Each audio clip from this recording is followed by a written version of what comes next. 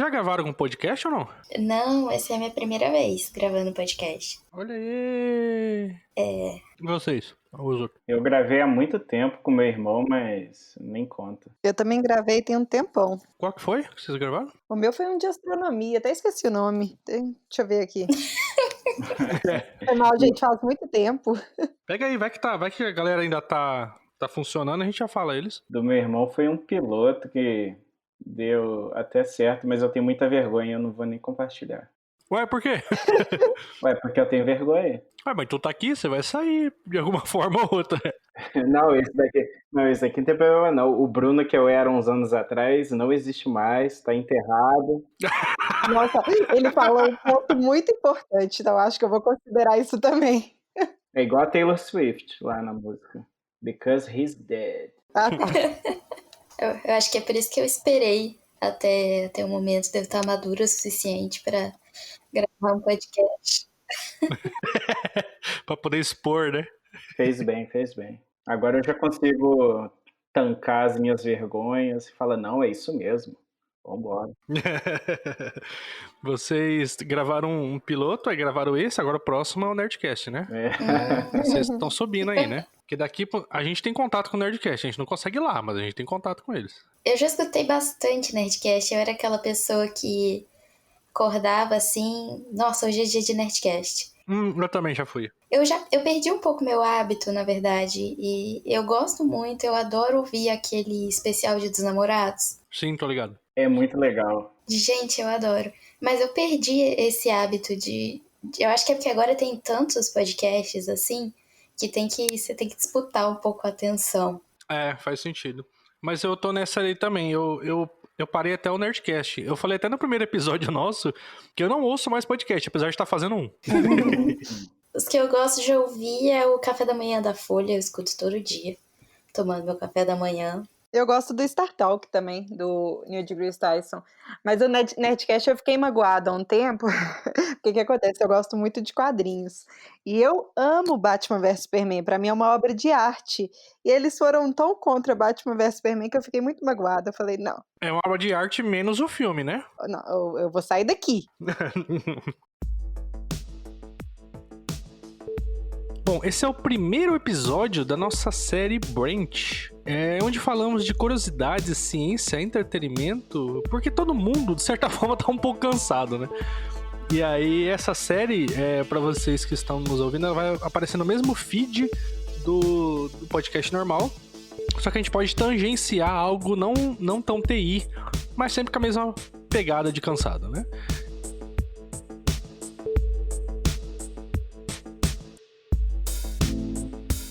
Antes de mais nada, vamos nos apresentar e dizer quais são as vozes que estão adentrando no cérebro de nossos ouvintes.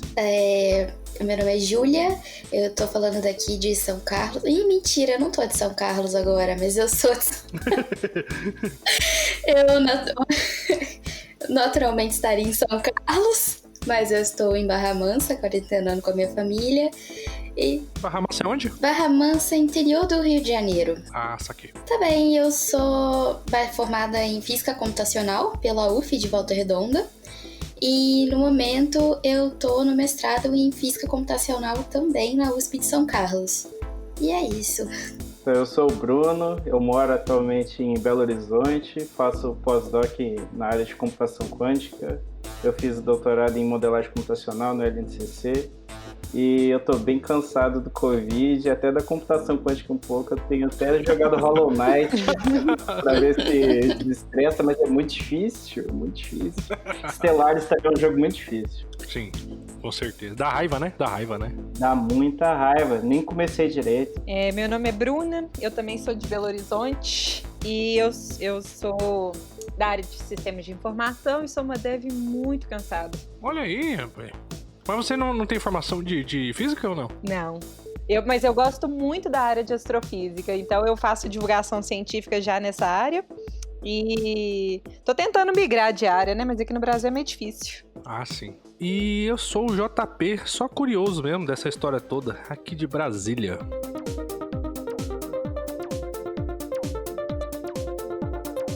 Bruna Vaz, qual que é o tema que a gente vai falar hoje aqui? Sobre computação quântica. Olha aí, rapaz. Mas é um negócio meio cansativo, né, não? Pelo nome, né? Tem cara. Parece um tipo de coach que a gente vai fazer, uma motivação para os devs. Agora entendi. Vocês são coach quântico, vocês três? Entendi. Exatamente. Ai, nossa. Eu fico pensando assim, que se tudo der errado na vida, não tiver mais bolsa de pesquisa, eu vou lançar essa aí de coach quântica, entendeu? E vou ganhar um dinheiro. Sua formação é uma coisa quântica, você falou, né? Mestrado? O que você falou mesmo? Não, eu tô no mestrado de física computacional e eu pesquiso, na verdade, imagens por ressonância magnética. Que tem um pouco de quântica também. É porque eu podia pegar sua formação pra botar no currículo de coach quântico, né? Pra dar aquela up, entendeu? Sim. Então esse podcast vai ser animado, todo mundo para cima, os seus bulletproof, vocês concordando 5 da manhã, é isso, né? Não é isso. Aqui não vai ser isso, não. Mas assim, a gente vai falar um pouquinho de física, de computação quântica, aliás, né? Só que antes de falar de computação, a gente precisa, acho que, entrar um pouco na parte de física quântica em si, né? Fazer uma leve introdução. Só que uma coisa que a gente é cansado assim, eu não tenho a formação nada disso, mas eu sou curioso. Eu vou em sites. Tem um site que eu entro bastante. Deixa eu ver se é o nome aqui. Você deve conhecer. É um site que aparece assim, ele é bem científico. Então ele pega muita coisa acadêmica e parece ser bem tranquilo de... Assim, ele tenta mastigar, mas sempre tem algumas coisas que pra mim é bem alienígena que tá escrito lá, né? É brasileiro ou é estrangeiro? É brasileiro. Ele até traduz as paradas. Eu acho isso muito foda. Aqui, ó, se chama Inovação Tecnológica. Não sei se vocês conhecem. Eu acho que ele tem até uma matéria de computação quântica também. Deixa eu ver. Eu acho muito legal porque, assim, as coisas que eles falam são bem acadêmicas mesmo, né? E aí eu acabo vendo algumas coisas de física quântica, de física mesmo, das novas coisas de inovação, das pesquisas por lá. E aí eu sou bem curioso mesmo, mas assim... uma coisa que cansa, acho que vocês cansam mais ainda porque é a área de vocês, que o Bruno até comentou na introdução, há muito termo, muita coisa difícil de entender, né? E aqui nesse episódio, aliás, nessa série Branch, o que a gente gosta, o que a gente quer fazer é tentar simplificar, sabe? Dar aquele reduce no problema.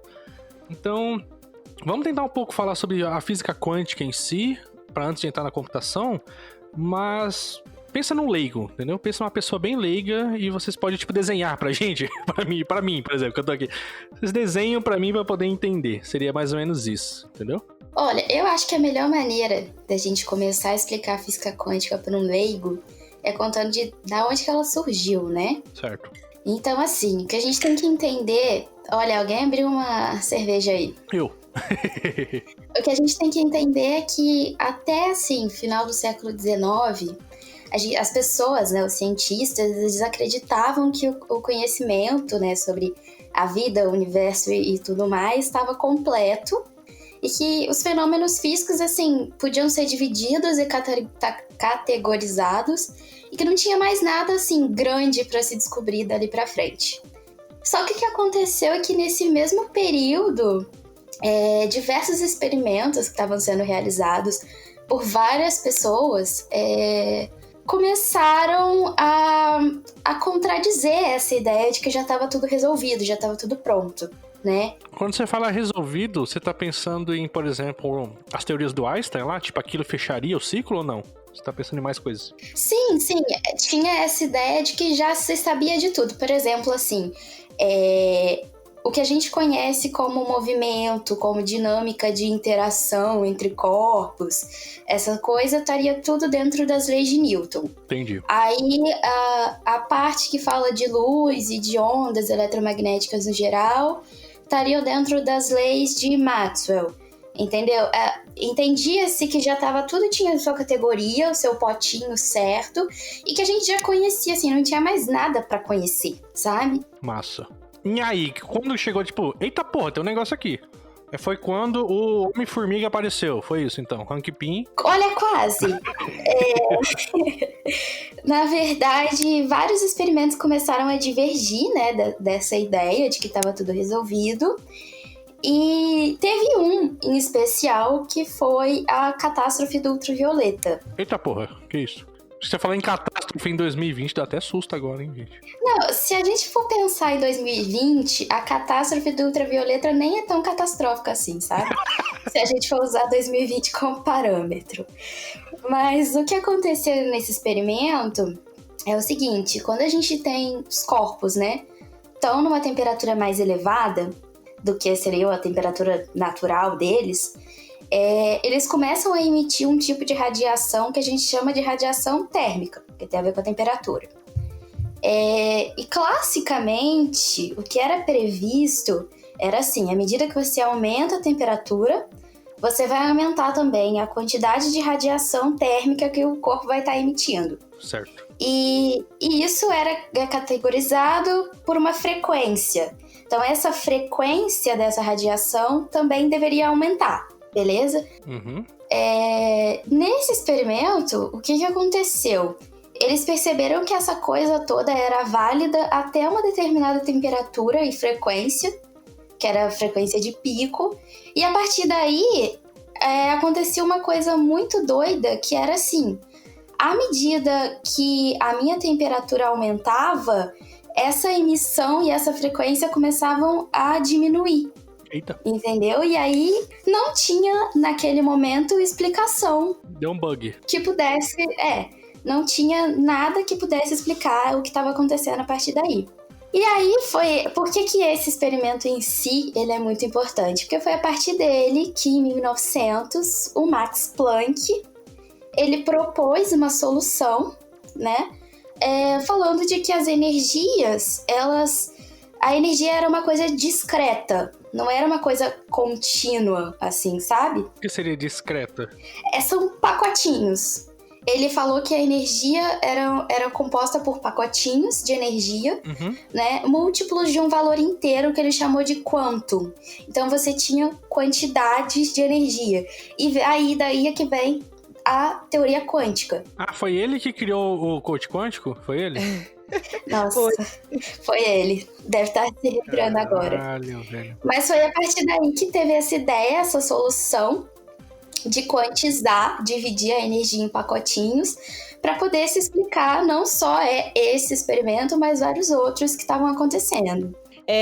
Mas, resumindo de uma forma, pegando da parte da origem, então, igual a Júlia falou, a gente tinha o conhecimento de tudo que era macro. Então, a gente achava que todas as leis que a gente conhecia eram as leis que se aplicavam para qualquer coisa. E aí, à medida que eles foram estudando a mecânica quântica, eles perceberam diversos desafios, na verdade, que hoje, por exemplo, é um dos maiores desafios que a gente ainda tem, mas que eles perceberam que, na verdade, a mecânica quântica ela era um pouco diferente da física clássica que a gente conhecia. E que algumas leis da física, por exemplo, elas não se aplicavam quando você estava a nível quântico. Você pode dar um exemplo disso? A gravidade, por exemplo. Tá. E hoje um dos maiores desafios é conciliar a teoria da relatividade com a mecânica quântica. E o físico que fizer isso provavelmente vai ser... Novo Nobel, né? O maior físico. Vai ser o maior físico que existe. A mecânica quântica ela é tão complexa que o próprio Richard Feynman uma vez disse que se você acha que entende de mecânica quântica, então você não entende nada sobre mecânica quântica. É muito complexo, sabe? E ela também não foi muito bem aceita no início, sabe? Einstein, por exemplo, foi um que no início ele falou aquela famosa frase de Deus não joga dados. Olha aí. E olha que engraçado, ele disse essa frase e Niels Bohr respondeu dizendo o seguinte, Einstein, não diga a Deus o que fazer.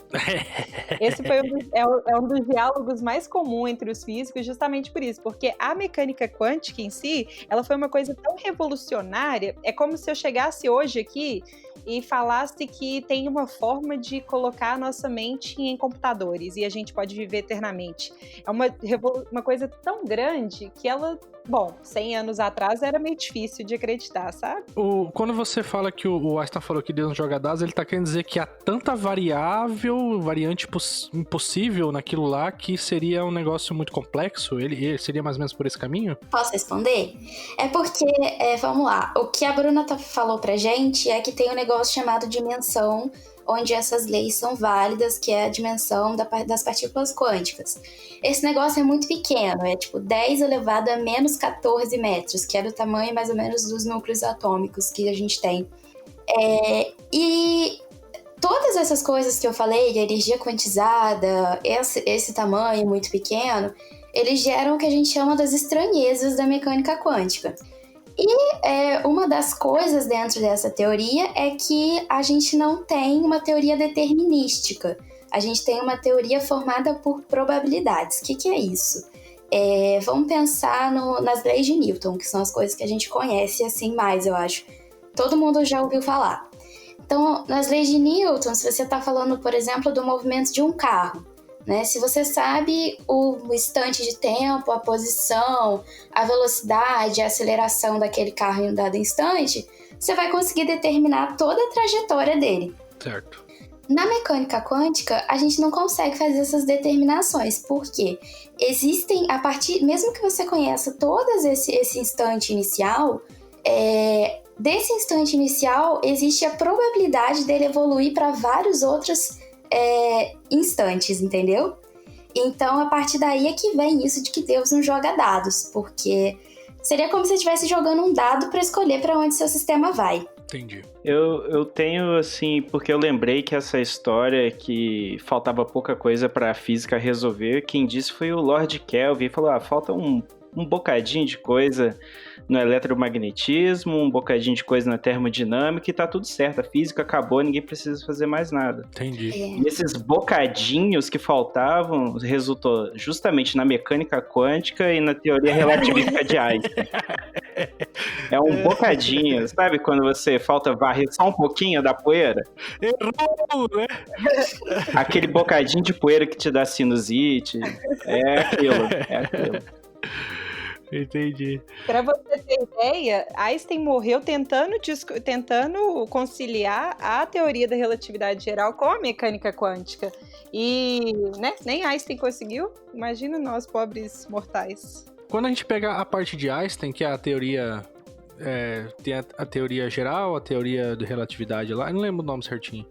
Mas tem essas teorias que vai gerar sobre a gravidade, vai falar sobre a distorção do espaço-tempo, vai falar sobre o comprimento em relação à velocidade da luz, tem aquele paradoxo do gêmeo, aquelas coisas que a gente acaba até vendo em artigos, né?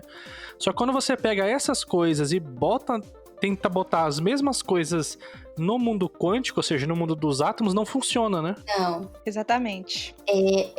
Eu acho que a gente pode definir a mecânica quântica assim. Tem que ser um negócio muito pequeno, né? É por isso que, por exemplo, quando alguém fala de reprogramação de DNA e terapia quântica, isso não vai funcionar, porque o seu corpo ele não é quântico, né?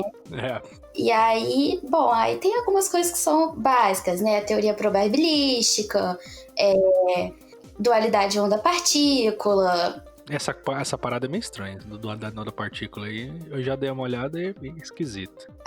Eu te desafio a falar uma coisa da mecânica quântica que não seja estranha. Esquisito. Eu acho que esse é o desafio. Entendi. Inclusive, deixa eu fazer uma propaganda. Claro. Tem um livro de um professor meu, ex-professor meu, que é o José Huguenin, que chama As Estranhezas da Mecânica Quântica. E é muito bom porque ele é um livro para leigo e o Huguenin também é poeta. Então, assim, o livro dele é maravilhoso. Se eu fosse aí, você que tá ouvindo, eu compraria. Olha aí. Alguém quer falar mais algum livro? Eu tenho um, mas ele é mais técnico, que é aquele... Os Gigantes da Ciência, da coleção dos Gigantes da Ciência, que é do Schrödinger e do Feynman, mas ele é extremamente técnico, então eu recomendo que você leia com uma garrafa de vinho ou de cachaça do lado para poder entender. Mas, bom, se você entende um pouquinho assim, mais de física, vale a pena, sabe? Porque ele entra bem no processo do entendimento da mecânica quântica mesmo. Ah, legal. Show de bola. Uma coisa... A gente falou sobre aqui as teorias, por exemplo, de Einstein, que é os mais famosos, né?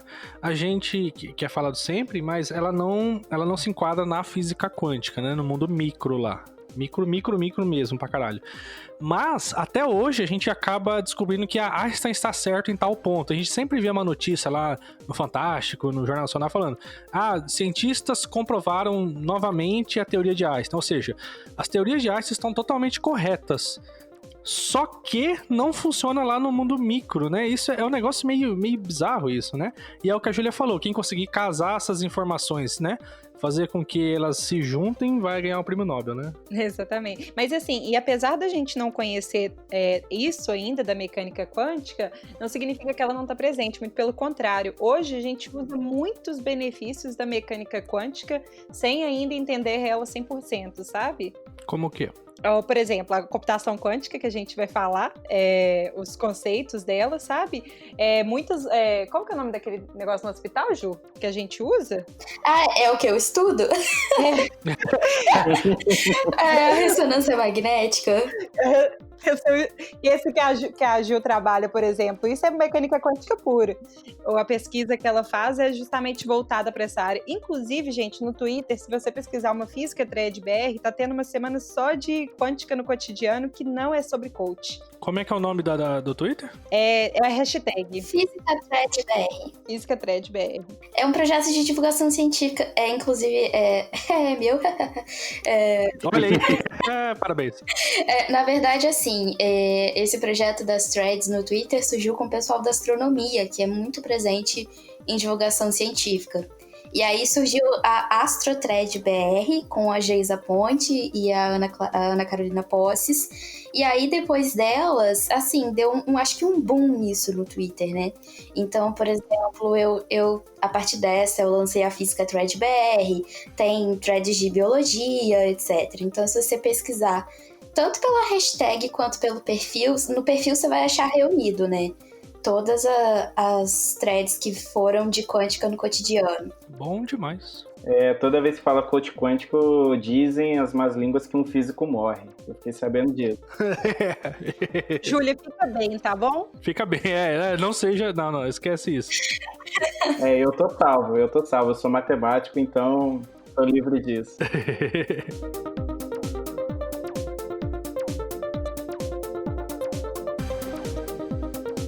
Bom, vocês falaram então um pouco da introdução aí, do histórico, né? E um pouco da estranheza da parte da física quântica.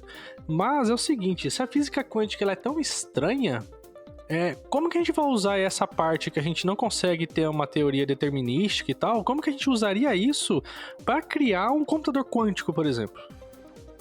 Boa pergunta. Tipo, como que funciona? Por que funciona, entendeu? Por que estão por esse caminho? Porque eu acho que até a Júlia pode comentar um dos experimentos mais importantes para mim, e eu tenho como um dos experimentos mais bonitos da física, e não é só opinião minha, eu vi em alguns lugares que elencaram os experimentos mais bonitos da física, que é o da fenda dupla de Young, que meio que começa a dar uma noção do que seria o qubit. O que seria isso? Eu vou deixar pra Júlia, que é física. Não, esse experimento, na verdade, ele é um clássico, né? Toda vez que a gente fala sobre física quântica, a gente começa geralmente com o experimento da fenda dupla. O que acontece? Uma das estranhezas da mecânica quântica, como a gente estava comentando aqui, é justamente essa questão da sobreposição de estados, tá? Então, a gente fala que a luz, ela é onda e partícula ao mesmo tempo. Por quê? Porque em determinadas situações ela vai se comportar como uma onda, em determinadas situações ela se comportaria como uma partícula. A luz é bipolar. A luz é bipolar, isso aí. Em todas essas situações, assim, não é que o experimento estava errado, sabe? É que dependendo da forma como você vai olhar, ela vai se comportar como uma partícula, dependendo da forma como uma onda. Mas no início, quando eles experimentaram, eles acharam que era um problema? Sim, ninguém acreditou isso de cara. Ninguém falou, tá, beleza, é uma sobreposição de estados. É um bug aqui. Foi assim, tem uma coisa errada acontecendo aqui, né? E aí, enfim, esse experimento da dupla fenda, o que acontece? Pensa primeiro que você tem uma metralhadora dando tiro, assim, numa parede, né? você tem uma metralhadora apontada para um lugar fixo, dando um tiro. E é uma metralhadora daquelas que gira, sabe? Eu não sei se o nome é metralhadora. Desculpa, gente, eu não lido com armas. Minigun, eu acho que é. Deixa eu ver aqui. E aí, o que você vai encontrar dali é um padrão, né, de tiros nessa parede, que é uma coisa meio aleatória. Certo. Beleza? Todo mundo concorda com isso, tá? Agora, imagina que ao invés de uma metralhadora que tá metralhando balas, você tá metralhando elétrons, tá? Que são partículazinhas bem pequenininhas. E você tem esse mesmo padrão se você estiver metralhando, assim, ao aleatório. E aí, vamos pensar primeiro que você tem um anteparo, assim, entre a sua metralhadora de elétrons e a sua parede, tá? E ele tem um buraquinho só no começo, no meio dele. Tá, e aí você vai mirar nesse buraquinho pra passar por ele pra acertar a parede que tá atrás. Exatamente. O que você vai acontecer, apesar de pode ser que tenha um ou outro que dispersa, é que você vai ter um pico central ali, só onde tá o buraquinho, beleza? Uhum, beleza. Né? Porque é por onde ele vai passar e como a luz se propaga em linha reta, ele vai retinho ali. E aí o muro sempre vai estar mais ou menos no mesmo ponto, né? Vai ficar tipo um monte de bala, entre aspas, no mesmo pontinho lá na parede, né? Essa é a ideia. Aí, o que eles falaram? Bom, então se a gente tem esse padrão para quando a gente tem uma fenda única, quando a gente pegar e colocar 2 fendas nesse anteparo, a gente vai ter o quê? 2 padrões. Vai aparecer na parede só 2 padrões, onde os elétrons ou essas minhas balas, eles acertam mais, tá? Então esse era o que eles esperavam com esse experimento. Tá, mas aí você vai mirar em um, depois você vai mirar em outro. Vai aparecer sempre 2 padrões, é isso. Lembra que é aquela metralhadora que gira. A ideia que eles pensaram é isso. É ainda aquela metralhadora que gira, sabe? Então você tá assim, já tirando ali igual um doido. Ah, tá. Entendi. Então, imaginando que na frente do muro teria, sei lá, uma coisa blindada. E aí, como tem 2 furos, vai ficar um monte de marca, mas somente aqueles 2 furos vão passar e lá no muro vai ficar 2 pontinhos. É isso. Isso, é perfeito. Quer dizer, era isso que se esperava que acontecesse quando você jogasse uma metralhadora de elétrons por ali. Mas não foi isso que aconteceu. Quando você fazia esse experimento usando uma fenda dupla, você tinha um padrão de interferência. E interferência, ou seja, você não tinha 2 pontinhos ali. Você tinha um padrão igual de uma onda, sabe? E a interferência, ela é uma propriedade de onda e não de partícula. Mas eu não entendi, por exemplo, lá na parede, como que ficou nesses 2 pontinhos? Não ficou só 2 pontinhos. Essa é a ideia. É como se chegasse assim. Pensa numa onda no mar, tá? Como que ela chega na praia? Chega em tudo. Ah, entendi. Tá? É como se chegasse assim, na parede, ok? Então, esse foi o choque, assim, de como assim isso não tá funcionando da forma clássica. E aí, tiveram vários outros experimentos, assim, e o que ficou nisso é que você tem uma dualidade da luz de onda e partícula. Então, ao mesmo tempo que ela é onda, ela também é partícula. Ela se comporta dependendo da forma como você observa como uma partícula e dependendo da forma como você observa como uma onda. Então, por exemplo, se a gente pega esses mesmos experimentos, só que com uma fenda só, uma única fenda, a gente teria um padrão mais ou menos de partícula. Que é quando você jogou a metralhadora de elétrons, você teve um pontinho ali na parede onde você tinha. Quando você jogou isso para 2 fendas, você teve um padrão de onda. Então, é basicamente isso. Tá, então assim, na luz, ele tem sempre esses 2 estados. E aí, dependendo de como você mede, ele meio que fixa um, e aí ele vai valer um deles. Pode dizer que sim. Mas olha só, acho que tem uma coisa que não sei se... Tá, você tem uma dualidade onda-partícula, né? Mas aí tem outras coisas que são os estados quânticos que ficam sobrepostos, que aí tem a ver com a energia e etc, números quânticos. Ixi, Maria. Mas a luz, a gente tá falando que ela é dual, se comporta como onda e como partícula, beleza? Beleza. É isso, Bruno? Eu acho que sim. Então, aí tem essa dualidade, e aí depende de como você faz uma medição ou um experimento, ele vai se comportar o onda ou partícula. E como que funfa lá na computação? Aí na computação entra os qubits, né? Aí a Bruna fez a thread, ela pode explicar melhor também. Então, nos qubits, a gente tem o bit hoje na computação normal, né? Que ele pode assumir somente 2 valores, 0 ou 1. Uhum, certo. E todos os computadores tradicionais hoje usam disso. Os qubits, eles são, tipo assim, é a aplicação dos bits de forma da mecânica quântica. No final das contas, eles também assumem 0 ou 1. Só que eles também podem assumir qualquer outro valor. Pensando em toda essa explicação que a Júlia deu, sabe? Inclusive sobre sobre você não ter um valor exato, é como se você pudesse simular qualquer valor antes mesmo de receber uma entrada. Então, vamos supor que você está fazendo uma aplicação lá, colocando isso numa prática, sabe? Você vai esperar o usuário te dar um valor de entrada para você fazer a sua função e informar o valor de saída. Certo. Mas você precisa esperar a entrada dele. O qubit, como você pode simular vários e vários valores, você pode fazer isso. Então, tipo assim, antes do usuário enviar o valor dele, você já simulou várias opções, entendeu? Inclusive, talvez a resposta do usuário. Então, quando o usuário te informa um valor, você já calculou porque você supôs que o valor que ele informaria seria esse muito antes. Cara, que coisa bizarra. Então, o qubit, ele pode assumir qualquer valor. Pensando, por exemplo, numa variável, assim, pensando mais programático, né? Uhum. Se tu tivesse uma variável inteira, tu falou, vou esperar o usuário digitar 2 e ali naquela variável tem um 2 para eu poder trabalhar. Mas aí tu tá falando que, assim, nessa variável, quando o sistema sobe ou em um determinado momento, eu já calculei todos os valores possíveis que aquela variável pode receber, incluindo o 2 que o usuário vai digitar futuramente aqui na tela, que ele não digitou ainda. E eu já calculei tudo e já tenho o cálculo pronto. Então, seria como se eu não preciso calcular de novo. Assim que ele digitar 2, eu já te dou a resposta, porque eu já tenho a resposta. Exatamente, porque você fez a simulação.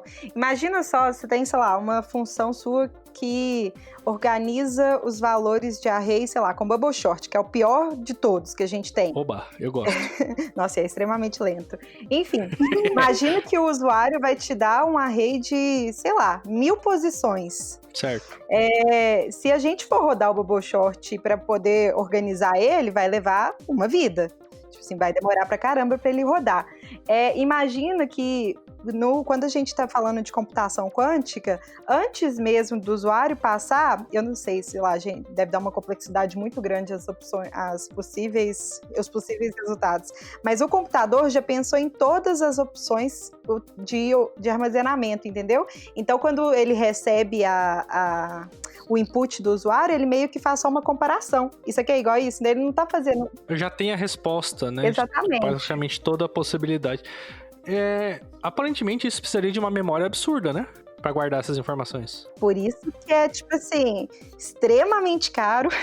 O computador muito, muito, muito caro. E exige, tipo assim, um cuidado gigantesco com a parte de hardware, sabe? Em questão de resfriamento, tipo, é bizarro. Mas pra você ter ideia, teve um computador da Google, que eu esqueci o nome, Sycamore, esse mesmo. Ele conseguiu fazer uma matemática que um computador tradicional levaria, sei lá, mais de 1000 anos para fazer, e ele fez em 200 segundos. Olha só, mas o mais rápido do mundo ainda é um clássico, tá? A Júlia é fanboy de supercomputador, não ouve. Qual que é o nome do supercomputador que você é fanboy? O Fugaku. Esse aí. Japonês? Japonês. Qual que é? Mas o que ele fez de bom? Ele na verdade, a Bruna está falando isso porque saiu a lista da Top 500, né? Agora há pouco. E aí o Fugaku pegou o primeiro lugar, sabe? E aí eu fiquei muito feliz porque ele destronou um outro computador que estava há muito tempo lá no primeiro lugar da lista. E aí eu gosto dessas histórias, assim, de... Mas, assim, tem um cálculo marcante que ele fez? Tipo esse que a Bruninha falou? Não, ele tá lá fazendo os trabalhinhos dele mesmo. Já tá bom. Não, e a Júlia chegou, tipo assim, toda animada, falando, nossa, caramba, o Fugaku ficou em primeiro. Eu falei assim, a gente está falando do pai do Sasuke em Naruto? Do Fugaku Uchiha? Ela, não. Eu falei, então não sei do que você está falando, Júlia. O Uchiha bom é o Uchiha em primeiro lugar do Top 500. Mas assim, isso aí que é um negócio meio bizarro, porque assim, imagina uma linguagem. Eu não tenho ideia, como que seria uma linguagem pra fazer os que a Bruninha falou? É meio complicado. Recentemente até a gente tem também, né, já a da IBM, que eu acho que é a que o Bruno trabalha, né, Bruno? Uhum. Que é pra mexer com essas loucuras aí, mas eu não tenho conhecimento, eu vou deixar o Bruno explicar. Teve uma outra também recentemente que eles lançaram, mas isso a área em si é muito nova, sabe? E, tipo assim, tem muitas poucas pessoas na área. Então, eu imagino que, tipo assim, quando isso crescer, quem mexe com isso hoje vai ser, tipo assim, o Deus. Vai ser o pioneiro, né? Vai ser o pioneiro. Exatamente. Eu tô pensando aqui, com esse cálculo que a Bruninha falou, dá pra rodar Java de boa, não vai pesar tanto, né? Dá pra rodar Node Modules em pouco tempo. Dá pra abrir o Visual... Como é que é? O Visual Studio, né? Dá pra abrir o Visual Studio. Dá pra rodar NPM install tranquilo. Dá pra abrir o Android Studio, junto com o Chrome, junto com o NPM install que tu falou. Olha aí, que legal. Nossa senhora. É tanta coisa. O meu computador ficou cansado aqui só de ouvir vocês falarem. Pois é. Mas, ô Bruno, você pode comentar um pouco sobre a linguagem, assim? Eu não sei se você consegue explicar isso pra gente, assim. Por exemplo, pra mim, eu só entendo a linguagem normal nossa. Nunca vi nada quântico. Tá, eu vou fazer um remark ainda sobre os qubits, porque os qubits, eles podem estar no estado 0 ou 1, como a Bruna disse. Então, imagine que você tem uma tira de uma string, né, de zeros e uns, booleano. Então, você entra com uma tira de strings, só que se você entra com 0 e 1, você tem duas posições para cada um, então você tem 2 elevado a n, o número de posições. É o número de combinações que você tem. Certo. Só que esse n, ele equivale ao número de qubits. Então, com n qubits, você consegue representar 2 elevado a n estados ao mesmo tempo. Essa é a grande diferença, que seria o pseudo-paralelismo da computação quântica. Só para ter uma noção de magnitude, se você entra com 300 qubits, você tem uma combinação de 2 elevado a 300 estados. Caralho. Isso dá mais do que o número de átomos do universo. Assim, então, o processador, ele é medido em qubits? Tipo, quanto mais qubits, melhor o processador quântico? De certa forma, sim, mas só que ainda tem que levar em consideração o tamanho do circuito. Quando a gente fala circuito, é mais no sentido do Turing, que é o seu circuito vai ser equivalente ao seu algoritmo, que vai ser equivalente ao seu programa. Eita porra. Então, o tamanho do seu circuito importa muito. Você não pode ter um circuito que as portas lógicas, entendendo como AND, OR e NOT, e existe a questão de portas universais também dentro da computação quântica.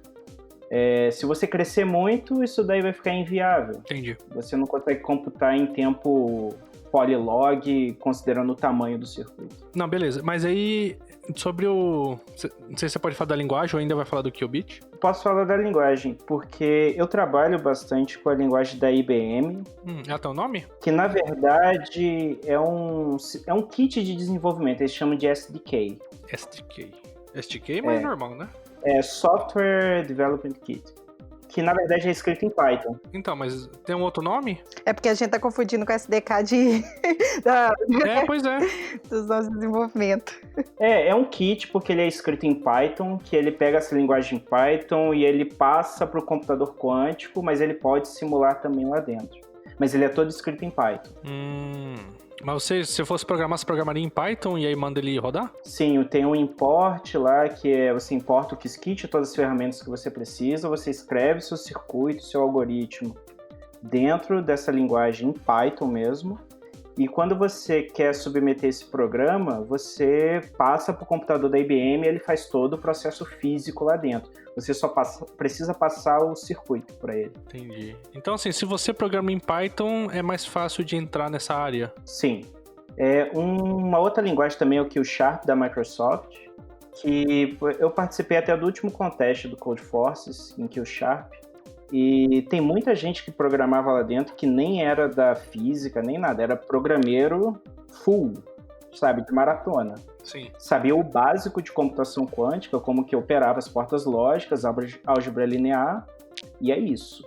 Então dá para fazer computação quântica com um pouco de física quântica, mas só que mais nesse sentido de programação. Entendi. E aí, se eu fosse partir para essa área, além da programação, então eu preciso ter não sei se precisa de uma formação, mas eu preciso de uma boa entender um pouco da física quântica em si, né? Não só da linguagem, não vai adiantar. Sim, é porque até muitas coisas não são herdadas para a computação quântica, por exemplo, estrutura de dados. Você não vai lidar com pilha, fila, lista, árvore de forma como a gente lida em estruturas de dados em C, C++.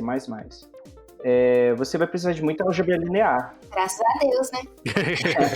Mas vai ter outra coisa complexa, né? Tem outras coisas, porque você construir um circuito é você lidar com uma matriz unitária. Então você recebe uma matriz unitária, você tem que decompor isso em portas lógicas, que são rotações, portas NOTs controladas, e é assim que você constrói seu circuito. Então, precisa de muita álgebra linear. Esse eu acho que é um pré-requisito. A quântica, em geral, ela precisa de muita álgebra linear, né? Por isso que é difícil. Exatamente, é por isso que é difícil. Para você definir todos esses estados quânticos que eu falei, que são os estados de energia, isso aí é muita conta de álgebra linear. Então, eu acho que é bem lógico, assim, a computação quântica precisar disso também, até porque ela é baseada justamente nos estados quânticos. Uhum. E foi o grande embate da mecânica quântica no século XX, que era ou ela é contínua, ou ela é discreta, ou é álgebra linear, ou é cálculo. Aí até que resolveram que são equivalentes. Eu acho que foi o von Neumann que juntou tudo e falou, não, essas versões são equivalentes, porque a versão do Schrödinger com as equações e tudo mais foi muito famoso durante o tempo. Aí depois entrou a mecânica matricial, que aí popularizou e que chegou até a gente agora. Mas ela foi menos popular na época, pelo simples fato de que a álgebra linear também não era tão popular na época. Entendi. Ô, Bruno, me confirma se eu não sei, né? Justamente por causa desses circuitos que para manter o hardware é tão difícil, a parte de hardware? É porque para você manter um estado quântico, você tem uma medida de coerência, que seria, a grosso modo, o quão eles estão amarrados, ou o emaranhamento quântico. E você não consegue manter isso por muito tempo, então isso cria um ruído e meio que eles perdem as propriedades quânticas para você trabalhar com superposição. Então esse ruído atrapalha muito, então você só consegue circuitos muito curtos, porque você precisa de pouco tempo de execução, senão você perde tudo isso. Gente, como que você não fica louco? Nossa. Fica. Pior que fica. É frustrante às vezes. Nossa Senhora.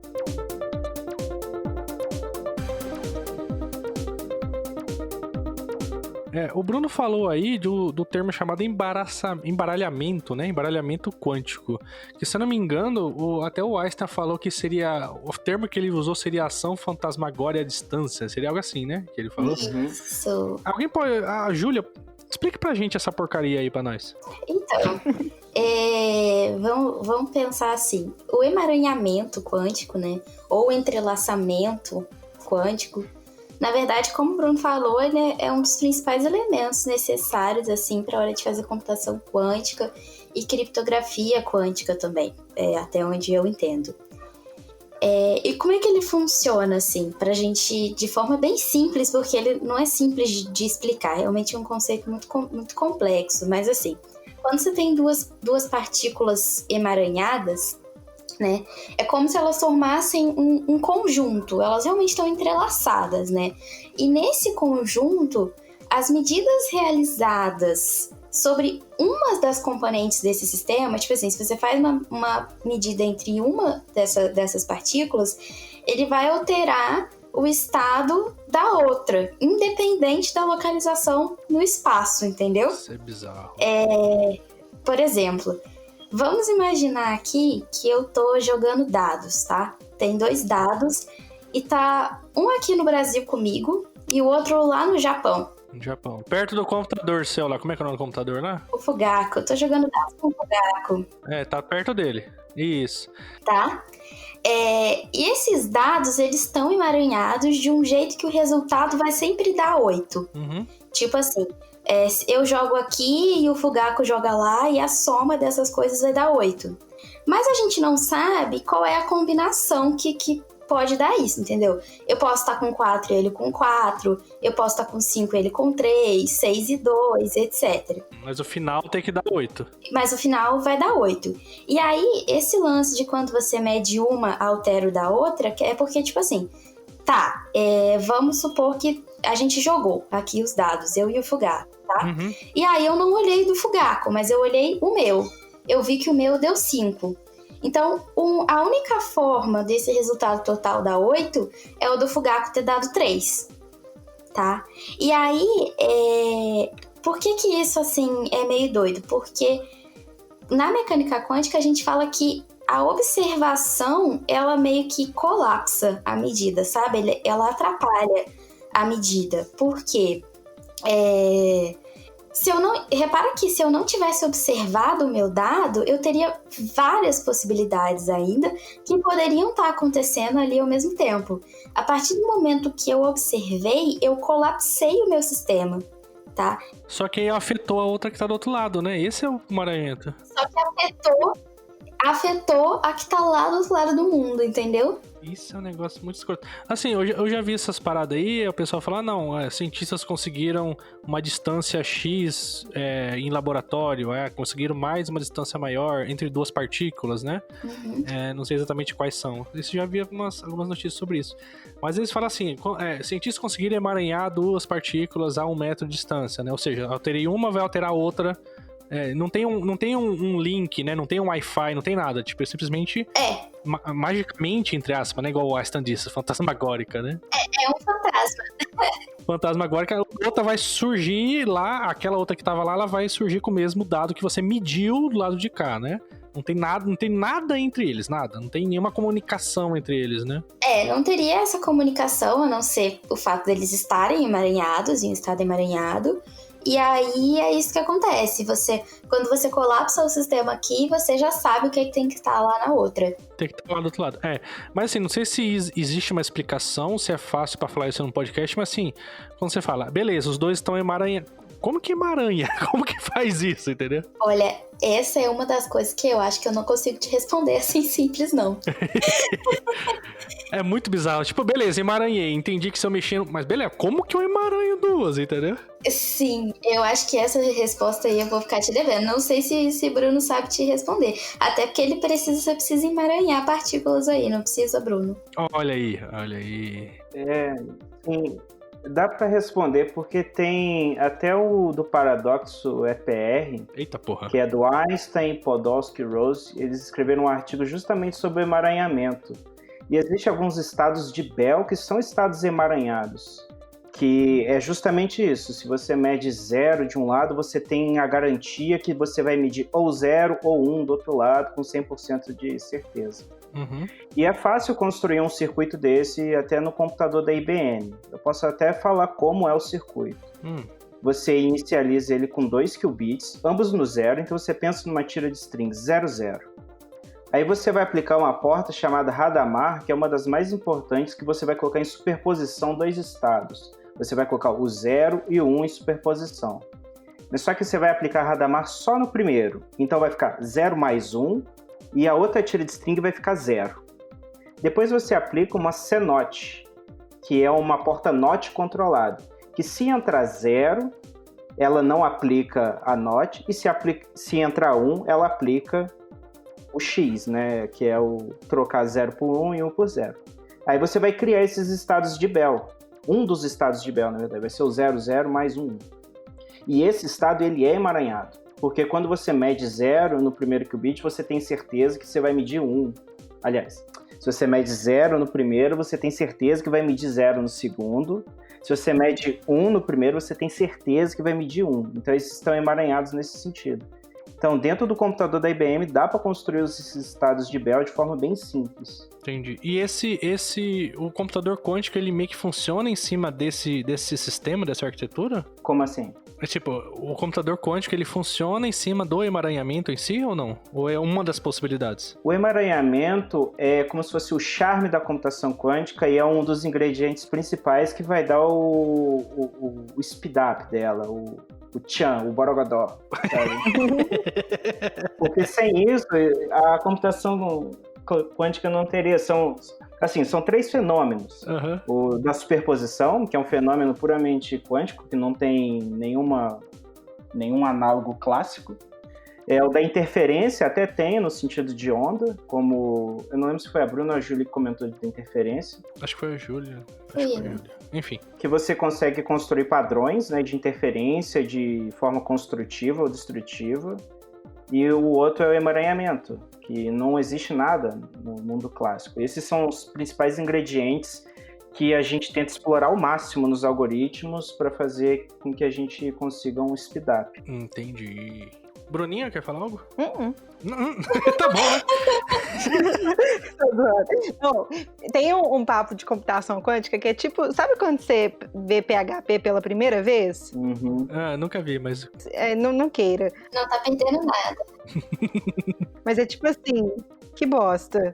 Aí, Tô zoando, já vi. não tô entendendo nada. Aí depois você vê de novo, você fala, meu Deus do céu, o que eu tô fazendo na minha vida? Aí na terceira vez você fala, pelo amor de Deus. É a mesma coisa com a computação quântica, sabe?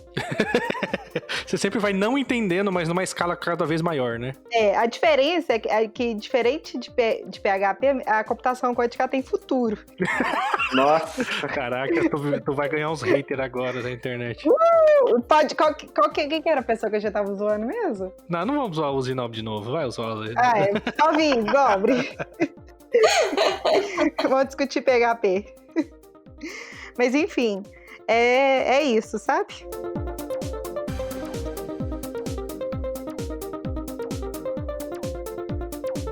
O Bruno, existe, você que trabalha isso meio que no dia a dia, mas fora do âmbito de acadêmico, né? Esses computadores quânticos, eles estão no mercado de alguma forma, ajudando alguma coisa no dia a dia? Ou ainda realmente é acadêmico? Existem algumas empresas que trabalham junto com parcerias de outros setores, porque uma das aplicações diretas da computação quântica seria na parte de química, e isso desenvolve fármacos também. Porque se você vai ver a interação entre átomos e moléculas, são interações quânticas, em certas vezes, e se você aumenta o número de moléculas, você aumenta o grau de liberdade, que era a possibilidade de zeros e uns ao mesmo tempo. Então você precisa de um computador quântico para isso. Porque o que caracteriza uma molécula ou uma dinâmica quântica seria o hamiltoniano, que é meio que a informação sobre as energias de um sistema.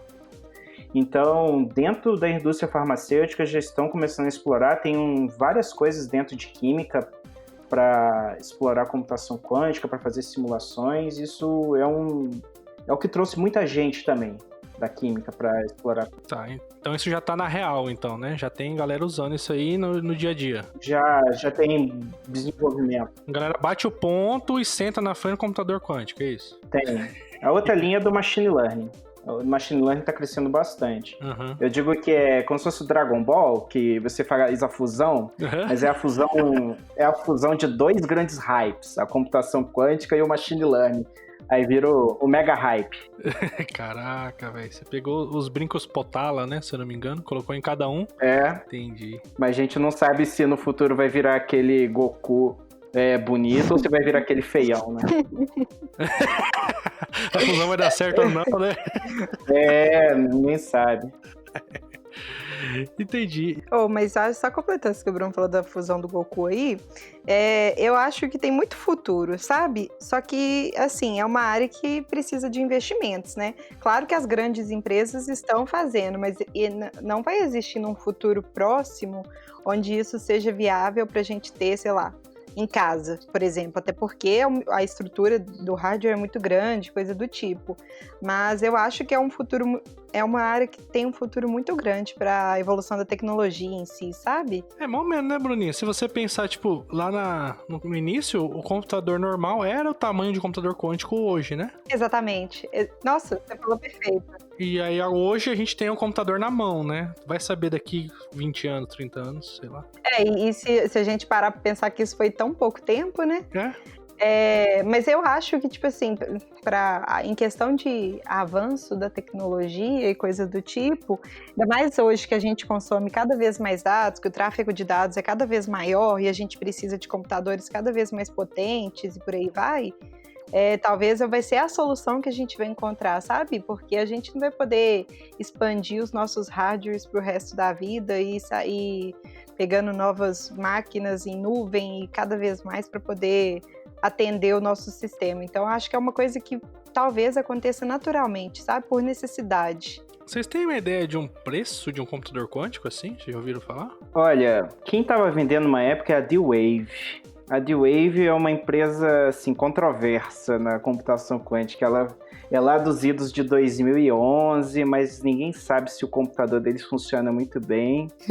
Eles até vendiam, mas corajosos os que quiseram comprar. E tava por quanto? Eu não me lembro, mas era centenas de milhares de dólares. Eu tô vendo aqui uma notícia de 2013. Não, peraí. É o da D-Wave? É, da D-Wave. Computador quântico, deixa eu ver aqui, que data que é essa? Essa aqui é de 2019, ó, a cotação tá boa. É um computador que parece uma sala, parece tipo aquela sala quando você entra pra ver filme 3D em shopping, tá ligado? Uhum. É aquele tamanho. E custa a bagatela de 15 milhões de dólares. Isso em 2013, né? Então hoje... Não, esse aqui de 2019. Esse aqui de 2019. Ah, tá. O de 2019 é o D-Wave 2000 Q, se eu não me engano, né? Esse é o 2000, é o mesmo, cara. 2000 Q. Não, é porque esse é o mais recente. Eu acho que ele tem 2048 qubits, né?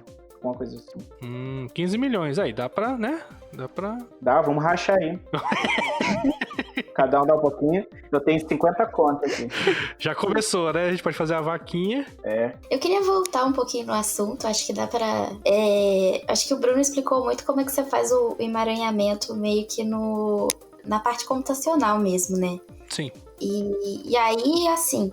Eu vou falar bem por cima disso, porque não é a parte que eu estudo, então eu acho que eu não tenho nem propriedade pra falar isso de forma tão... Não, pode ficar claro que acho que daqui você tem sim. Pode falar. Mas então, tem uma forma que é você criar dois fótons assim emaranhados, que é fazendo experimento com laser, né? Então, assim, eu não vou saber falar o tipo de cristal, por exemplo, mas quando você joga um laser em um determinado cristal e aí você faz esse feixe inicial decair, gerar fótons a partir desse feixe inicial, é como assim, falando aqui de forma bem assim por cima, tá, gente? É como se os dois viessem de um mesmo estado inicial e aí... A partir desse estado, cada um deles poderia evoluir para vários estados quânticos diferentes, né? Mas aí existem determinados experimentos que fazem isso e a partir daí os fótons ficam emaranhados, entendeu? Mas qual foi o if, né? É o cristal que fez isso? Eu acredito que sim, que é quando... Aí já é muito o eu acredito. Eu sei que existe esse tipo de processo, mas como que ele funciona a fundo eu realmente não sei falar. Por isso que eu falei que... Não, mas deu pra entender bem. Normalmente quando você bate no cristal, ele vai dividir em dois, mas não tá emaranhado. Mas em determinado cristal, em uma condição específica, vai estar. Eu acho que é assim. É o daquele do Beam Splitter? Tem desse mesmo que eu tô falando, do Beam Splitter. Você faz isso, entendeu? Você divide os fótons ali iguaizinhos. E aí tem...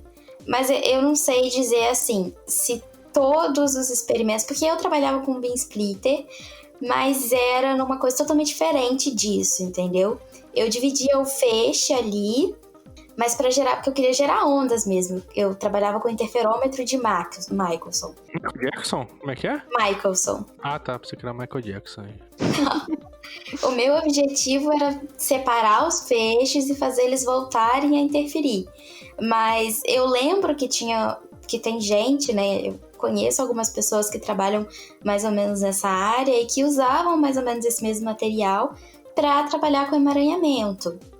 Mas agora, se todo feixe que incide ali dentro de um beam splitter, ele vai resultar em fótons emaranhados, ou se não, isso aí eu já não sei. Se tem que ser uma condição específica, ou se não, essa parte já é fora da minha alçada. Não, mas a gente conseguiu vislumbrar, assim. Acho que uma coisa legal, até que o que a gente quer fazer aqui é justamente vislumbrar, né? Tentar entender. Tipo, quando você falou emaranhamento, agora eu entendi mais ou menos como que funciona, apesar de não ter totalmente os detalhes e a gente nem entenderia se colocasse isso agora, né?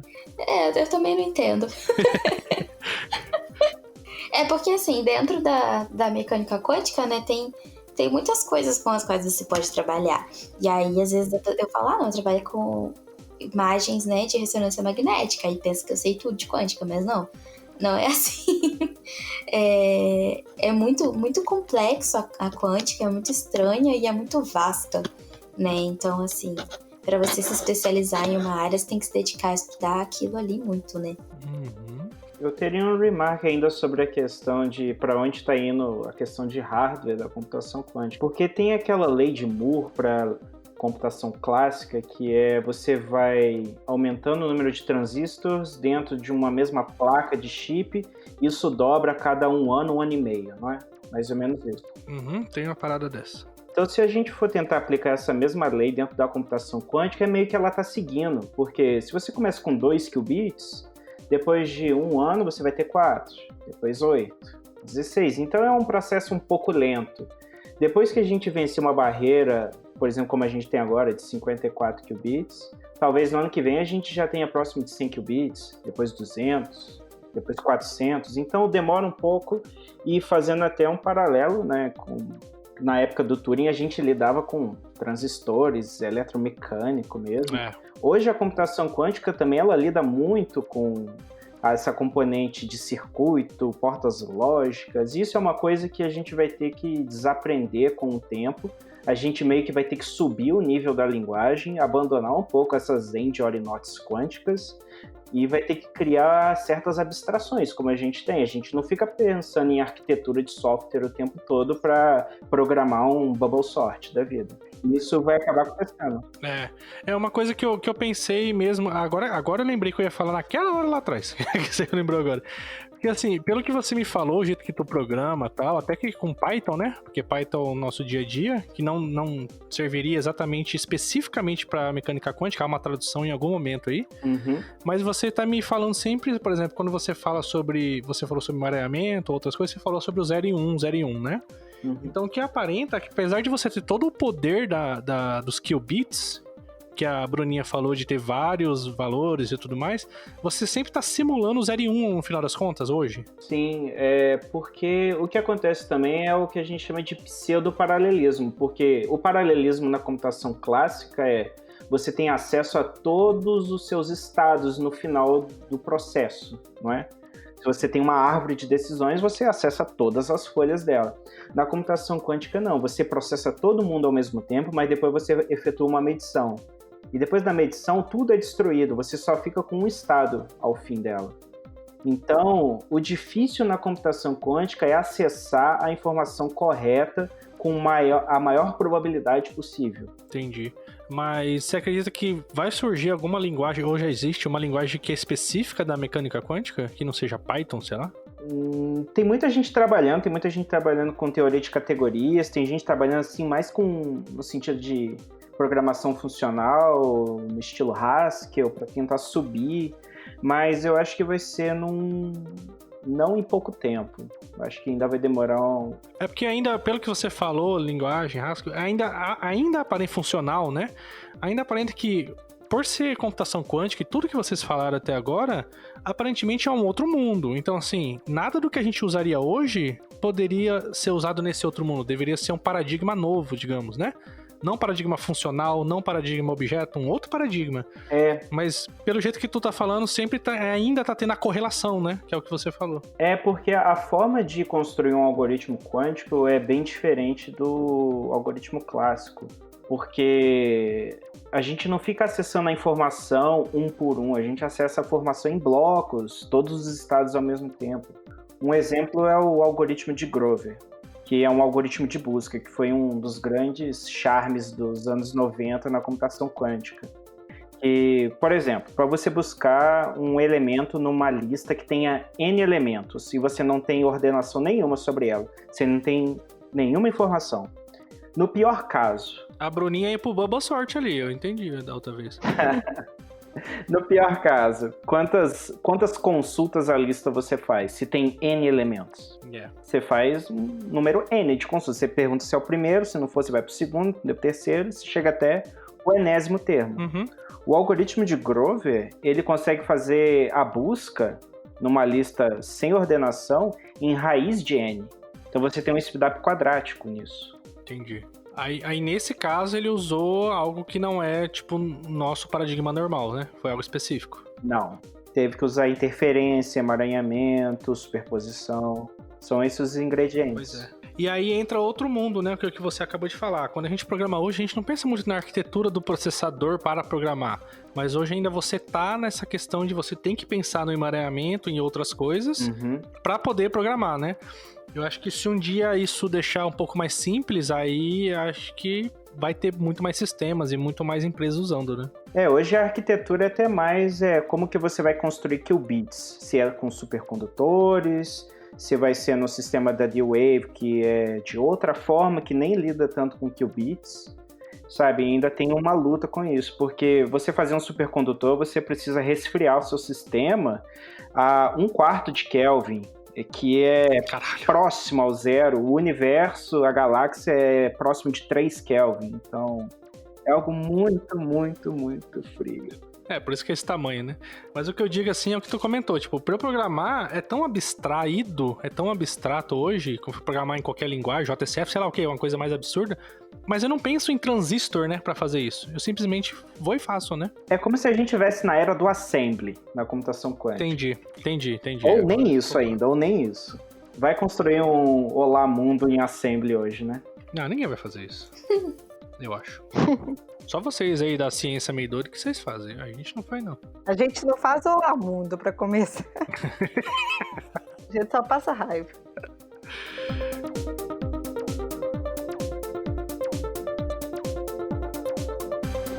Bom, mas assim, hoje em dia, vocês que são pesquisadores, né? Vocês são cientistas, quais são as pesquisas atuais aqui no Brasil ou próximo de vocês que tá rolando sobre computação ou mesmo física quântica? Essa é uma boa pergunta. Essa é uma grande pergunta. Porque eu até criei um grupo no Discord agora para tentar reunir essas pessoas quânticas por todo o Brasil, porque são pequenos grupos. Vai dar coach. Você falando assim, vai dar um coach lá, vai dar muita gente lá. Pessoas quânticas? É claro, você acha que eu vou ganhar dinheiro como, bobinho? Eu vou vender meu produto. Essa vai ser a próxima pergunta lá na frente, como ganhar dinheiro com isso, tá? Mas depois a gente chega lá. Okay? Para tentar reunir todas as pessoas que queiram trabalhar, começar a fazer pesquisa de base também, divulgar, juntar os pesquisadores, porque são pequenos grupos que não se conectam muito bem. Como é que a gente chega até esse Discord aí? Como é que a galera chega? Eu coloquei no Twitter um link para entrar. Tá, qual que é o seu Twitter? É BO Chagas. BO Chagas. Tá, eu vou tentar resgatar na hora e puxar aqui na descrição desse episódio vai ter esse Discord seu aí, tá? Uhum. Mas a questão é que tem muita gente trabalhando com quântica, não diretamente com computação quântica, porque a gente pensa que computação quântica é algoritmo, construção de circuito, mas tem gente trabalhando com fotônica, tem gente trabalhando com, não sei, a parte de hardware mesmo, por exemplo, CBPF no Rio, tem muita gente trabalhando com quântica, no FRJ, incrível que na UFRJ meio que nasceu a minha área de pesquisa, que é de Quantum Optics. E foi o paper original nasceu no FRJ. Olha aí. Então, um dos papers mais importantes da minha área nasceu no FRJ. O Brasil tá com tudo aí. Brasil, Zil. Existe pesquisa científica no Brasil. Existe. Então, eu sei que tem uma galera que trabalha com quântica na UF Volta Redonda. Eu tenho um professor, esse do livro, né, que eu indiquei. Eu sei que ele trabalha com criptografia quântica. E aí, só que é aquilo que eu falei, né? A quântica, ela tá presente em muitos ramos de pesquisa e que todos eles têm quântica enfiado lá no meio de alguma forma. Por exemplo, quando a gente fala de imagem por ressonância magnética, que é um pouco do que eu trabalho atualmente, o que a gente foca ali são os spins, né? O que é a ressonância magnética? Você pega uma região com vários átomos, assim, coloca ali dentro de um campo magnético e você consegue alinhar os spins daqueles átomos e tem um sinal. Assim, falando bem a grosso modo, seria isso. E o spin é uma propriedade quântica. Então, isso também seria pesquisa em quântica, só que um pouco bem afastado dessa área de computação quântica, né? Apesar de que, no momento, agora o meu trabalho é com o desenvolvimento de um software brasileiro de imagens para ressonância magnética. Então, assim... Olha... sabe... Tem quântica é muita coisa, muita coisa. Se você for olhar lá aquela thread de quântica no cotidiano, você vai ver que tem diversas áreas de pesquisa, né? Teve um menino, deixa eu achar aqui, pelo que eu entendi do que ele falou da pesquisa dele, ele estava pesquisando como melhorar, acho que a técnica de raio-x, alguma coisa assim, e o raio-x também é quântica, sabe? Entendi. Então... É bem vasto, né? Tem muita coisa... É bem vasto, por isso que às vezes é complicado a gente até responder as coisas. Eu vou divulgar o meu e da Ju. A gente tem um projeto juntas que é para trazer mais mulheres para a comunidade de STEAM, que é ciência, tecnologia, engenharia e matemática. Então, se vocês tiverem interesse, o nosso Insta é projeto.matilda e vem com a gente. É um Twitter? Não, é o Instagram. É o Instagram. Ah, tá. E outra coisa, tipo assim, é importante sempre divulgar os pesquisadores, incentivar e essas coisas assim, justamente para isso, sabe? Essas futuras áreas que vão ajudar a gente aí no desenvolvimento da vida, do universo e tudo mais, vem muito deles. Então, sempre que você puder divulgar o trabalho de um, é muito bom. Achei aqui, ó, instagram.com/projeto.matilda, normal mesmo, igual a gente tá falando. Você digita, cai lá, ó. Exato. Pode seguir aí, se tu quiser, hein? Já apertei. Já que você já... A gente tá com uma iniciativa bem legal aí nesse projeto que a gente lançou hoje, na verdade, que é para divulgar mesmo o trabalho de mulheres nas áreas de STEAM. Então, a gente precisa conhecer melhor o que as pessoas fazem, né? Por exemplo, agora foi esse momento. Você perguntou em que tem se trabalhado em quântica no Brasil. E aí a gente fica cri-cri. Foi meio isso mesmo. E aí eu acho que a comunidade científica ela precisa aprender a conversar melhor, né? Sobre as coisas que estão sendo feitas. E conversar com a sociedade também. Então, de uns tempos pra cá, eu tenho me divulgado muito a questão de fazer divulgação científica e de falar de mulheres em ciência. E aí eu acho que, assim, o meu projeto mesmo no momento é lá no Twitter, né, do Física Thread BR. Então, quem quiser entrar, essa semana a gente teve várias threads muito interessantes, inclusive sobre computação quântica. Então, é isso aí. Tá lá. Já tô seguindo, já tô vendo aqui. A galera tá seguindo aí. E eu acho que, pelo que você falou aí de vocês, os cientistas, conversarem mais, as áreas, eu acho que esse projeto do Discord do Bruno aí vai bem a calhar, né? Sim, achei fantástico. A minha ideia é... Porque o nome do grupo é Kill Bartek, em homenagem a Jean Bartek, que foi uma das primeiras programadoras do ENIAC, o computador, né? Uhum. E a ideia é começar a programar em computação quântica, ter esse primeiro contato. Eu tô tentando ver se eu monto um curso de programação no Qiskit da IBM, começar a fazer o primeiro programa dentro desse computador. Eu vou chamar alguns amigos. Olha aí, isso aí acho que todos cansados aí, apesar de a gente estar cansado, mas esse tema é tão novo, tipo, é extra hype, né? Sim, é o hype do hype. E por ser extra hype, eu acho que a gente cansado consegue ter uma motivação aí, cara. Se tu fizer, bota aí que a gente dá uma divulgação, que vai ser legal. Às vezes é o primeiro programa que você vai fazer que vai te incentivar a entrar nessa parte de computação, ou de quântica, ou matemática em geral. Eu vou chamar alguns amigos, eu convidei, eu não sei se eles vão querer participar, mas mostrar como que funciona aqui o Sharp também Olha aí, cara. da Microsoft, que é mais por esse lado de maratona também. Como que os ouvintes fazem pra falar, estou interessado? Qual que é o melhor local? Até pra você ver uma quantidade de gente. É no Twitter, seu mesmo? Twitter e Discord. Tá, o Twitter, fala de novo? É BO Chagas. B de Bruno, O de Otário, Chagas. Caralho, Pode otar. essa foi foda. Eu vou deixar esses links aí no nossa descrição. Então, galera, se vocês estão ouvindo a gente, tá interessado, ou pelo menos a entender, comunica com a Júlia, com o Bruno, com a Bruninha, Bruna Vaz. E aí a gente... vocês trocam um assunto lá, e eu acho que é uma coisa interessante de vocês tentarem aí. Ao invés de você ficar fazendo um projeto PHP no final de semana, bora tentar fazer um desse aí. Nossa, gente, eu fiz um simulador do jogo do bicho no fim de semana. Pra quê? Ah, Júlia, eu vou te falar, viu? Pra quê? Você não é cansada não, né? Puta que pariu. Tem gato no jogo do bicho? Não, não tem gato. Poxa. Tem cachorro. Eu acho que isso é ilegal. Você não pode incentivar as pessoas a jogarem no bicho, Júlia. Não é ilegal, é só uma... Não é crime, é uma Mas também não é certo. infração penal. Ah, tá. Puta que- Não, mas ela fez pra brincar. Ela fez pra ela jogar, entendeu? Aí pode. Mas ao invés de fazer isso, você podia jogar videogame, você podia fazer uma receita, você podia Ver uma série. podar um bonsai, sei lá, entendeu?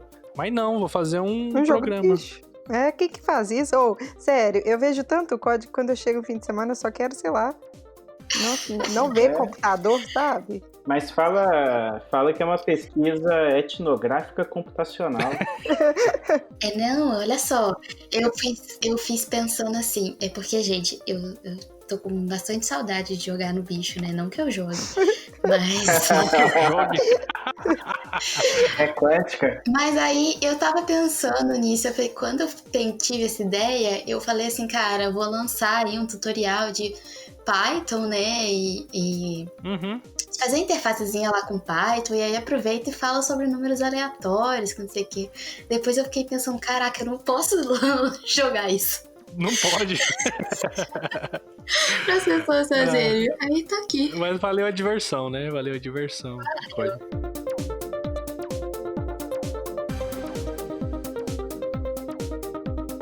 Galera, eu queria saber de você o seguinte.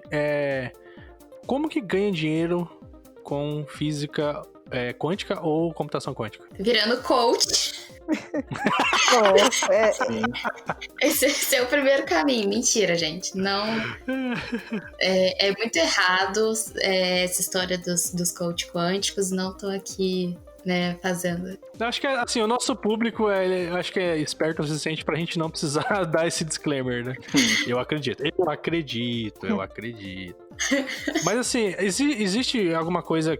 Existe uma galera que ganha dinheiro com isso, porque a gente sabe que assim, no âmbito geral, né? Não sei em relação a vocês, mas no âmbito geral, academia e pesquisa no Brasil é pouco dinheiro, né? Sim. Então, é no mesmo caminho ou não? Aqui no Brasil, pra ser sincera, não tem muito futuro na área técnica, não, sabe? Você tem mais na área de pesquisa. Então, tipo assim, se você já é um dev da computação clássica e está acostumado a viver sua vida de dev no Brasil, não é a mesma coisa não, sabe? É bem mais difícil. Mas em compensação, o Bruno, você até me corrige se eu estiver errado, se você for muito bom, eu acho que você tem um futuro fora daqui também, sabe? Se você for um bom dev, mesmo que você não saiba quântica, tem muitas empresas fora do Brasil que contratam sem você saber quântica. Às vezes você precisa só um mínimo, porque a parte de implementação também é muito forte, que às vezes o cara que é da física ou da matemática não dá conta. Entendi. Então, não sei quando que isso vai pegar no Brasil. Eu acho que... Não sei. Nunca? Assim, pelo andar da carruagem...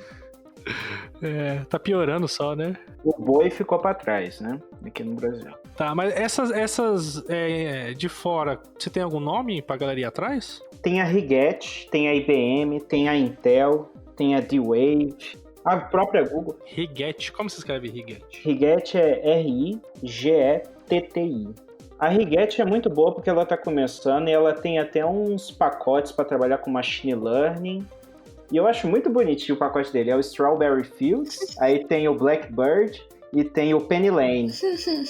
É dos Estados Unidos, ela também da Califórnia, né? Tô vendo aqui. Sim, eu acho que eles são da Berkeley. Isso, exatamente. A IBM é um ótimo lugar. A IBM agora vai ter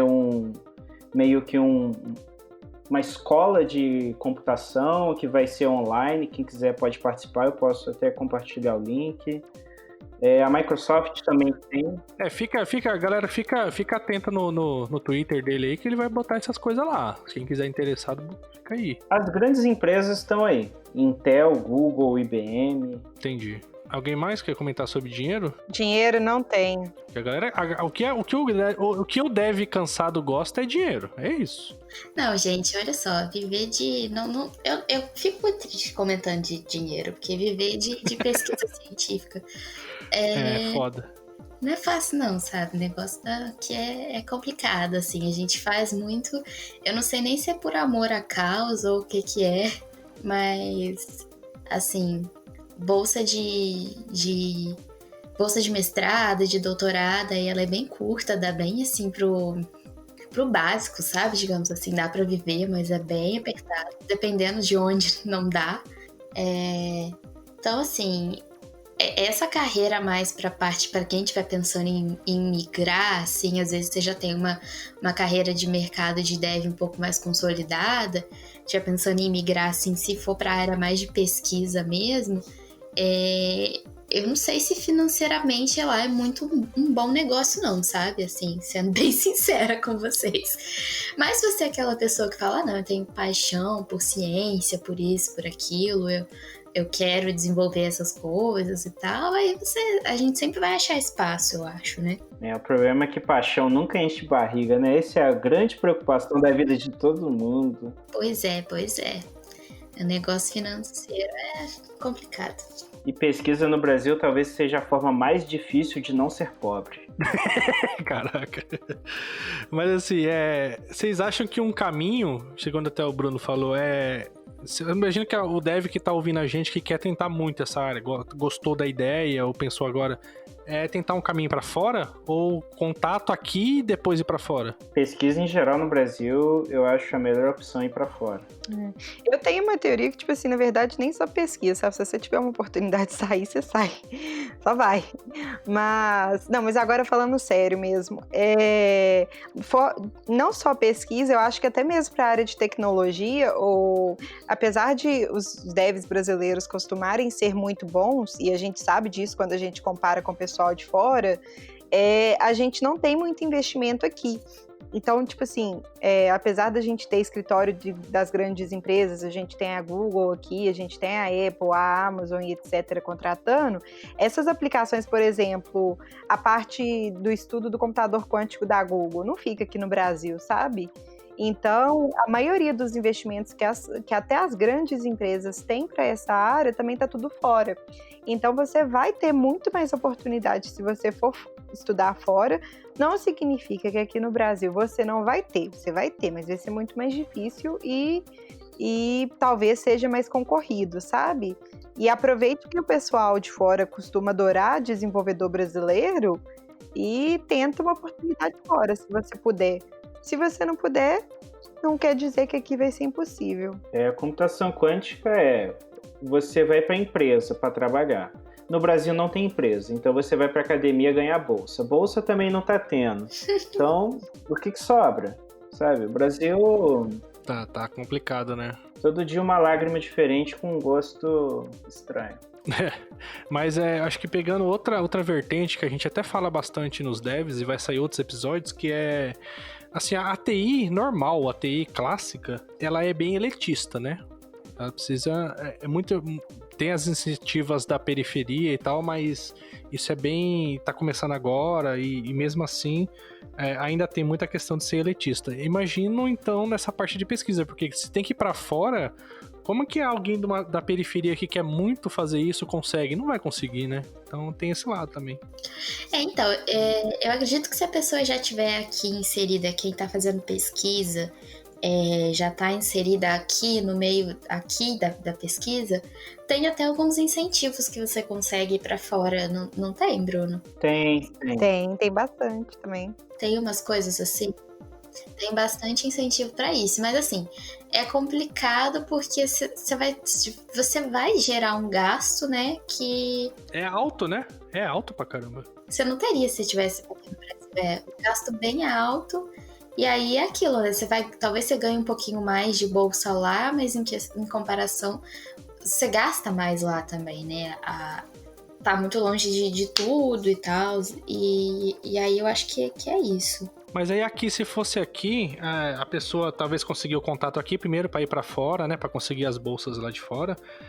Tem alguma universidade que são as melhores nesse especificamente sobre quântico? No Canadá, de Waterloo é referência. Não, eu falo aqui primeiro. Tipo, aqui...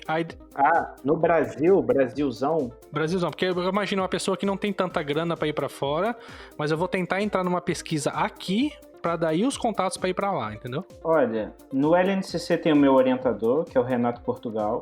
É um deles. Como é que é o nome? O local? LNCC em Petrópolis. Ah, tá. É mais na parte de algoritmos. Também na UFRJ tem o Franklin Marquezino. São pessoas espalhadas, sabe? Mas tem.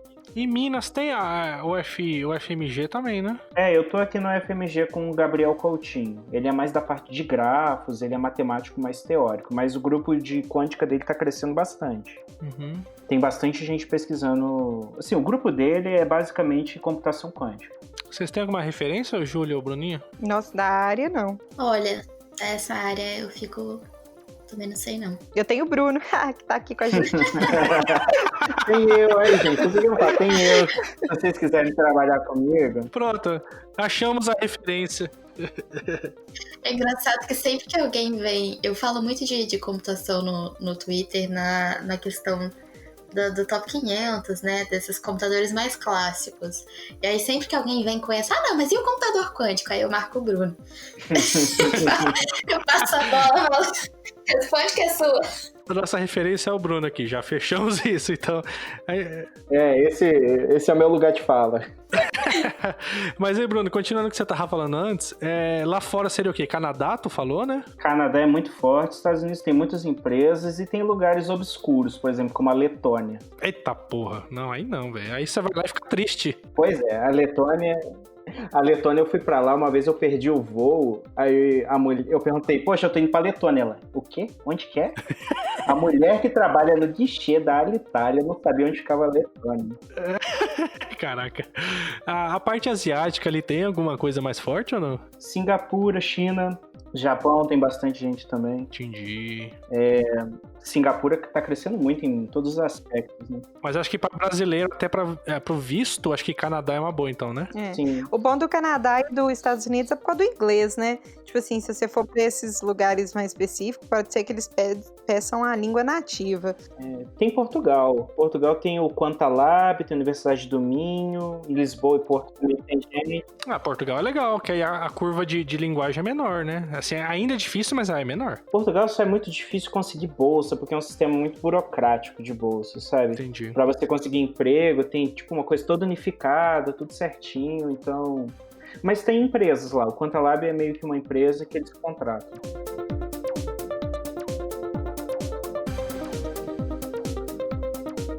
Que é o seguinte, a gente até lá no Twitter, a Bruna, a gente comentou, a Bruninha, que sobre a questão da física quântica, que tem essa questão de pode ser várias coisas ao mesmo tempo e tal, né?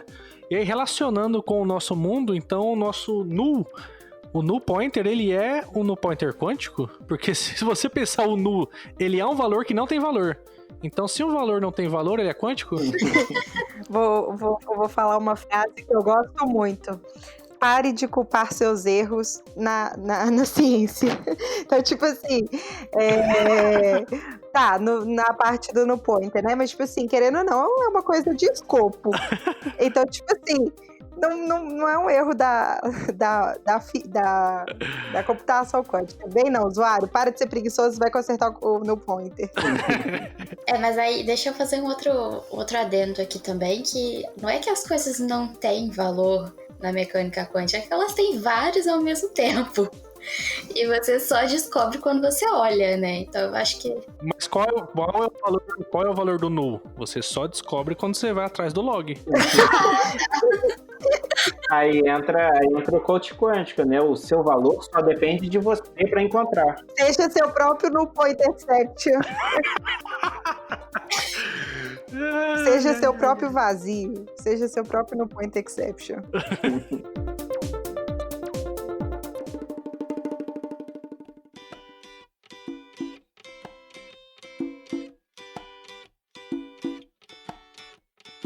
Agora é a hora do pausa para o café, onde comentamos feedback da galera, avisos e notícias. E, inicialmente, eu queria agradecer a Júlia, o Bruno e a Bruna Vaz por estar aqui nesse episódio, até esse horário, a gente comentando um pau cabeçudo aqui, que é a física e a computação quântica.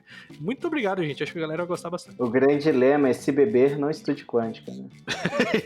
Não, eu acho que já é o contrário. Para você começar a estudar quântica, você tem que beber antes. Nossa, eu acho que tem que ser alguma coisa assim, tipo assim, não estude quântica. Um alucinógeno. Tem muitos relatos, né, de físicos que só estudavam quando usavam alguma coisa meio suspeita aí, né? Eu, por exemplo, passava café com pó de guaraná. Hã? Isso é pior que droga.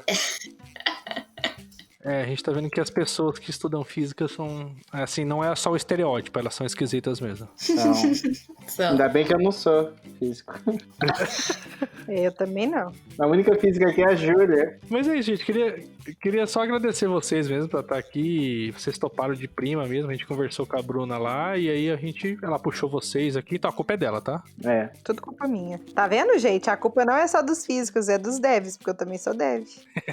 Pois é, a culpa é toda da Bruna aí. E tá. Mas assim, fiquei muito feliz de ser convidada. Acho que é engraçado, porque tem muito tempo que eu queria participar de um podcast pra falar de alguma coisa, sei lá, qualquer coisa, sabe? E nunca ninguém me chamava. Aí essa semana eu recebi 2 convites, um num dia e outro no outro. Olha aí, gente. Eu fiquei assim, caraca! Já fica o próximo convite, se quiser falar qualquer outra coisa. Agora a gente tem essa branch no nosso timeline aqui. Você pode falar qualquer coisa. Especial jogo do bicho. Menos jogo do bicho, isso não pode falar. Poxa! Então, assuntos que eu falaria durante 1 hora seguida, jogo do bicho. Mas enfim, eu já peço desculpas aí também, porque sou meio experiente com esse lance de podcast. E aí não sei se eu deixei algumas coisas bem claras, às vezes ou não. Eu sou uma pessoa que explica muito gesticulando e mostrando imagens e... A gente tá vendo você gesticulando. Vocês imaginem aí na cabeça de vocês que eu tô gesticulando. E é isso. Não, mas sua explicação foi bem sucinta e é o que a gente queria mesmo. Foi bem legal. Não se desculpe. Então tá bem. Pois é, agora toda vez que eu pegar um framework, eu vou achar assim, não, isso aqui não é difícil. O difícil é o que a Júlia tava explicando. Se vocês quiserem deixar de novo, galera, o Twitter de vocês, e aí só pra o pessoal ir atrás, tá? Tá. Olha só. O meu Twitter é @jujutsu. De Jutsu do Naruto, gente. Jujutsu do Naruto mesmo. É Ju. Ai, caraca. Aí é Ju. O segundo tem 2 U's, entendeu? Jutsu. E aí, quando eu chegar a 1000 seguidores lá no Twitter, eu vou fazer um sorteio. Olha aí. Tá? Que eu vou sortear alguém pra me pagar um lanche. Então, assim, oportunidade imperdível. Eu já estou quase. Pera aí. Você tá com 938 nesse momento. Então a galera vai seguir. E aí eu já segui aqui. E aí vamos ver se vai dar certo. Pois é, o sorteio pra me pagar um lanche tá aí. Te pagar um lanche, beleza. Ô, gente, o meu é Joker de piada mesmo, porque minha vida é uma piada, tô brincando. É Joker Bruna. Só seguir lá. E o Bruno já falou aí, né? Mas fala de novo. @BOChagas. O único com o Twitter normal. Lembrando que se vocês tiverem algum interesse, procure lá. Sua DM tá aberta, cara? Deixa eu ver aqui. Tá mais do que aberto, tá escancarado. Como o Bruno diz, tudo dele é open source. É, menos as minhas roupas. As roupas, Bruno? Não, menos isso, menos isso.